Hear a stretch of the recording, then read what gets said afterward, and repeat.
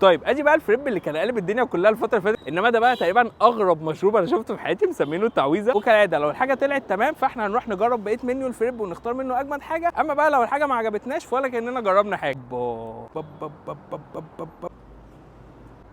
واو احيه، العجينه تحفه قوي، نوع الجبنه اللي مستخدمينها فظيع، بس البيبروني وصوص البيبروني اللي على الوش ده مجرم بكل التفاصيل. فيلا بينا بقى نجرب مشروب التعويذه الغريب ده. ايه ده؟